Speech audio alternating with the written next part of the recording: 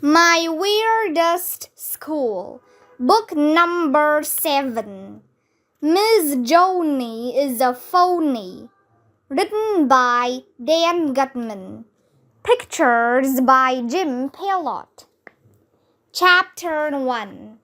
Zombie Free Zone. My name is AJ and I hate zombies. Zombies are dead people who come back to life. That's weird. I've never seen a zombie in the real world, but after I go to sleep, my dad watches this TV show about zombies, and one night I sneaked over to the top of the stairs to watch. It was scary. After that, I was sure there was a family of zombies living in my bedroom closet. I told my dad, and he got out the vacuum cleaner and used it to suck up all the zombies that were living in my closet. It was like Ghostbusters. But I'm not going to use my closet anymore, just to be on the safe side. And I'm never going to use the vacuum cleaner because there's a family of zombies living inside it. Don't worry, there's nothing else about zombies in this book. Don't you hate it when you're reading a book and they start talking about stuff that has nothing to do with the book? Anyway, it was Friday, my third favorite day of the week. Why is Friday my third favorite day of the week? Because on Friday, there's no school tomorrow. My teacher, Mr. Cooper, came flying into the room.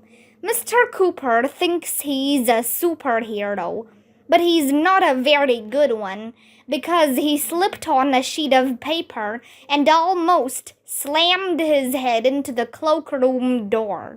Mr. Cooper was carrying an armful of papers, and they scattered all over the place when he fell. "Guess what?" Mr. Cooper asked. "Your butt?" said Michael, who never ties his shoes. "You ate a cashew nut?" said Ryan, who will eat anything, even stuff that isn't food. "You got a crew cut?" said Alexia, this girl who rides a skateboard all the time. "You went to Pizza Hut?" said Neil, who we called Nude Kid even though he wears clothes. Anytime somebody asks, "Guess what?" you should always answer with obnoxious rhymes. That's the first rule of being a kid. "No," said Mr. Cooper. "Monday will be picture day. Everybody take one of these forms and bring it home to your mom or dad to fill out." "Eek! Picture day?" yelled Andrea Young, this annoying girl with curly brown hair. "I love picture day." "Me too," said Emily, who always loves everything that Andrea loves. "We have to draw pictures?" I asked. "What's the big deal? We draw pictures all the time." "No, dumbhead," Andrea told me, rolling her eyes. "Picture day is when a photographer comes to school and takes our picture for the yearbook." I was going to say something mean to Andrea, but she and the girls were jumping up and down and freaking out about picture day. "What are you going to wear? What are you going to wear? What are you going to wear?" In case you were wondering, all the girls were asking what they were going to wear. Ugh. Girls are always worried about what they're going to wear. If you're a girl and you're reading this, let me give you a clue. Nobody cares what you wear. You could all wear laundry bags over your heads and I wouldn't notice. Come to think of it, it would be cool if all the girls came to school wearing laundry bags over their heads. I'm going to wear my new blue dress, said Andrea. I'm going to wear my new blue dress too, said Emily, who always does everything Andrea does. I'm going to wear whatever is on the top of my drawer. I'm going to wear my new shades, said Ryan. Why would you take the shades off your windows? I asked. It would be weird to wear window shades. Not those kinds of shades, dumbhead, said Ryan. Shades are sunglasses. Oh, I knew that, I lied. Why are you going to wear shades on picture day? Because shades look cool, Ryan told me. Secret agents always wear shades. I want to look like a secret agent in the yearbook. Ryan is weird. I hate picture day. Do you want to know the thing I hate the most about picture day? I'm not going to tell you. Okay, I'll tell you. But you have to read the next chapter. So na boo boo on you. Chapter 2. The Torture Department. The thing I hate most about picture day is that my mom forces me to buy new clothes. I hate shopping. And the worst kind of shopping is clothes shopping, because you have to spend hours trying on clothes. I don't mind grocery shopping so much. You don't have to try stuff on at the supermarket, like you don't have to try on the bananas before you buy them. That would be weird. Let's go, AJ! My mom shouted up the stairs on Saturday morning. We have to get you new clothes for picture day. What's wrong with my old clothes? I hollered back. You'll have the picture for the rest of your life, my mom said. That way you'll know what you looked like when you were in 3rd grade. Don't you want to look nice for the picture? No. It isn't fair. I thought only the girls had to care about looking nice. Boys should be allowed to look like slobs. That's the first rule of being a boy. I could have begged and pleaded and cried and freaked out. Sometimes that works. But I knew there was no arguing with my mom. When your mom wants to go shopping, there's no stopping her. That's the first rule of being a mom. We drove 1,100,000 miles to the department store. A department store is a store that has a lot of departments, so it has the perfect name. My mom got a shopping cart. You know it's bad news when your mom gets a shopping cart, because that means she's planning to be shopping for a long time. But shopping carts are cool, too, because it's fun to run around the department store, pushing a cart and bumping into stuff. We wheeled our cart past the furniture department. We wheeled our cart past the kitchen department. We wheeled our cart past the garden department. Man, department stores have a lot of departments. Finally, we got to the boys' department, or as I call it, the torture department. And you'll never believe what was in the boys' department. Boys! Well, of course there were boys in the boys' department. That's why it's called the boys' department. But the boys in the boys' department weren't just any boys. They were my friends, Michael, Ryan, and Neil.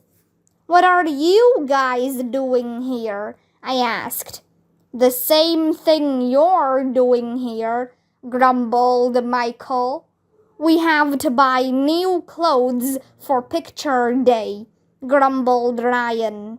"Bummer in the summer," grumbled Neil. The guys were all with their mothers. None of our dads were there. "I can't wait until I'm a dad, so I won't have to go clothes shopping anymore." Actually, my mom wanted my dad to come, but he said he would rather poke hot needles in his eyes than go clothes shopping. That was weird. I don't know why anybody would want to poke hot needles in their eyes. Our moms were all gabbing about the weather and other boring stuff that grown-ups talk about. That's when this salesman came over. His name tag said, "Mr. Bob." "What can I do for you, young man?" Mr. Bob asked us. "You can close the store early so we can get out of here," I told him. "Very funny, AJ," said my mom. "Mr. Bob, these boys need new clothes for picture day." "Aha! Picture day. You boys came to the right place," said Mr. Bob. "What are your favorite colors?" "Yellow," said Ryan and Neil. "Plaid," said Michael. "Orange," I said.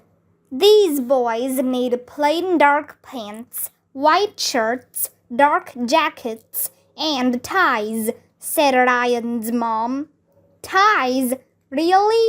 I hate ties. What's the deal with ties? Ties are dumb. The last time I wore a tie, I thought I was gonna choke." Mr. Bob led us to a rack of boring-looking man clothes for boys. Then we had to go into the fitting room to try them on. The fitting room is the only good thing about the torture department. They have a mirror in there that lets you see yourself from 3 sides all at the same time. That is cool. And it's even cooler when you stick your face right next to the line where 2 mirrors meet. "Hey, look," I told the guys. "I have one eye in the middle of my head." We spent 1,100,000 hours trying on clothes. I thought I was gonna die. Mr. Bob had to keep running back and forth getting other clothes because our moms were never satisfied. Poor Mr. Bob. I can't believe he has to work in the torture department every day. Mr. Bob should get a medal or a new job. "Are you kids almost done in there?" shouted Michael's mom. Finally, we all had on our new suits. Mr. Bob helped us tie our ties. We looked just like our dads, but shorter. So naturally, we had to play a game I call Pretend to be Your Dad. "Look, I'm Mr. Businessman," I told the guys as we looked in the mirror. "Give me your money." "You're fired," said Ryan. "Let's read the newspaper and go play golf." "Nice weather we're having," said Michael. "I need some coffee." "I'm a funeral director," said Neil. "After we bury the bodies, let's go watch the game." Our moms were calling us, so we had to stop playing Pretend to be Your Dad and come out of the fitting room. Mr. Bob lined us up, just like they do at the police station with bank robbers. That's when the weirdest thing in the history of the world happened. Our moms burst out crying. Aren't they handsome? Blubbered my mom. They look so grown up, blubbered Michael's mom. Sheesh, get a grip. The moms were sobbing and slobbering all over the place. They started pulling tissues out of their purses and blowing their noses into them. Well, they were blowing their noses into the tissues, not into their purses. It would be weird to blow your nose into a purse. I can't believe my baby Ryan looks so mature and grown up, said Ryan's mom. It seems like only yesterday that he was wearing diapers. You were wearing diapers yesterday? I asked Ryan. The moms took out their cell phones and started taking pictures of us. Do you know what a bunch of moms are called when they take pictures of you? Mamarazzi. Get it? Say cheese, my mom shouted. Why do you have to say cheese every time somebody takes your picture? What does cheese have to do with pictures? I don't even like cheese. Stop scowling, boys, said Mr. Bob. Smile for the camera. You look very handsome, AJ, said my mom. I look terrible, I replied. I hate getting my picture taken. Don't mind my son, Mom told Mr. Bob. He says he hates everything. I understand, Mr. Bob replied. I was a boy once. Just once? I said. I'm a boy all the time. Mr. Bob is a nut job. The mamarazzi took pictures of us from every possible angle. After a while, my face hurt from smiling. Finally, we were finished in the torture department. My mom paid for the suit, and I pushed her shopping cart out of the parking lot. That's when I got the greatest idea in the history of the world. Hey, Mom, I said, since you took all those pictures of me in my new suit, we don't need to take any pictures on picture day, so can I stay home from school on Monday? No. Chapter 3. Picture Day. It was Monday. Picture Day. The worst day in the history of the world. I know I said there aren't any zombies in this book, but did you ever hear about the Picture Day zombie? My friend Billy, who lives around the corner, told me about it. The Picture Day zombie is a zombie who only comes out on Picture Day, so he has the perfect name. If you ask me, that's just something Billy made up to scare people. Don't worry, there won't be anything else about zombies for the rest of this book, I promise. Anyway, I got dressed. My new jacket was really uncomfortable. My tie was cutting into my neck. I thought I was gonna die. My parents were in the kitchen drinking coffee and reading the newspaper because that's what parents have to do. It's the law. Before I could leave for school, they had to fill out the sheet of paper Mr. Cooper had given us. It was an order form, so we could buy pictures. Package 1 is 2 8x10s and 2 5x7s, my mom told my dad. Package 2 is 3 8x10s and 4 5x7s, and package 3 is 5 8x10s and 6 5x7s. Which package should we buy, dear? I couldn't care less, Dad replied. My dad and me are a lot alike. The important thing, AJ, he told me, is to turn in this envelope and make sure you don't lose it. Money doesn't grow on cheese, you know. Actually, it does, I told him. Money is made out of paper, right? And paper is made out of cheese. So money does grow on cheese. Go to school now, said my dad. Arguing with your parents is fun. That's the first rule of being a kid. I took the envelope full of money and put it in my backpack. When I got to school, everybody was dressed up in their new picture day clothes. You look very handsome, Arlo, said annoying Andrea, who calls me by my real name because she knows I don't like it. I do not, I told her. Ooh, Ryan said. Andrea said AJ looks handsome. They must be in love. When are you gonna get married? Asked Michael.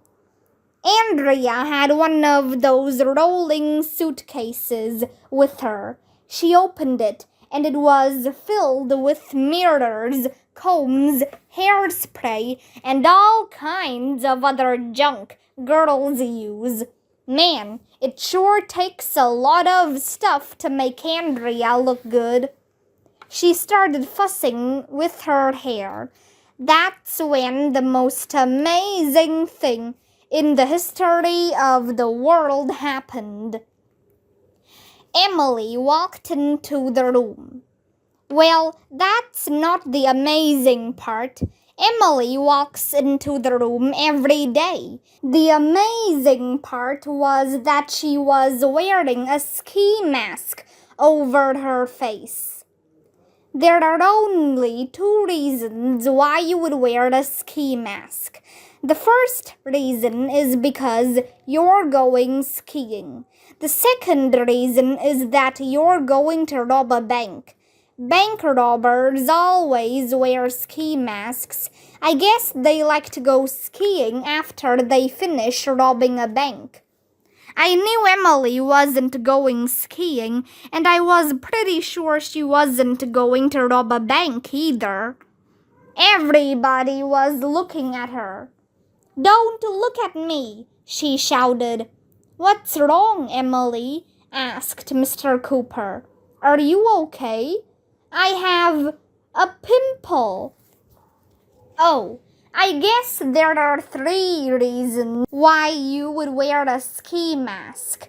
Emily started crying as usual. She took off the ski mask. Her pimple was tiny. Nobody ever would have noticed it if she hadn't been wearing a ski mask, and I never would have looked at her if she hadn't told us not to look at her. Emily is weird. Don't worry, Emily, Mr. Cooper told her. That won't show up in your picture. They can Photoshop that pimple right off your face. Emily stopped crying. We pledged the allegiance, and then an announcement came over the loudspeaker.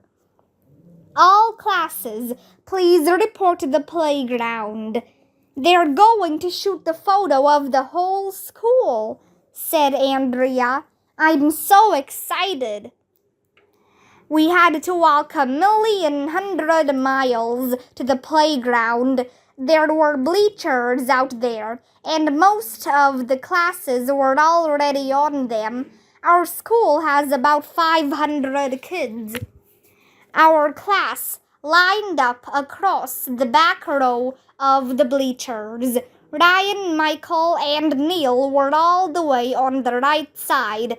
I had to stand between Emily and Andrea on the left side.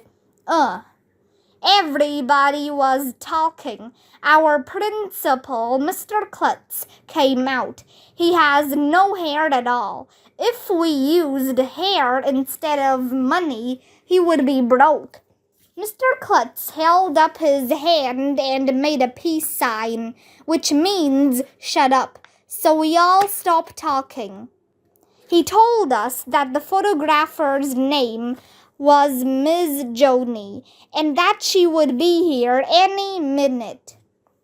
That's when the most amazing thing in the history of the world happened. There was a noise in the sky. We all looked up. A helicopter was flying around. It was getting lower. Then it landed in the middle of the playground. And you'll never believe who got out of the helicopter. No, I'm not going to make you wait until the next chapter to find out. I'll tell you right now. It was Miss Joni.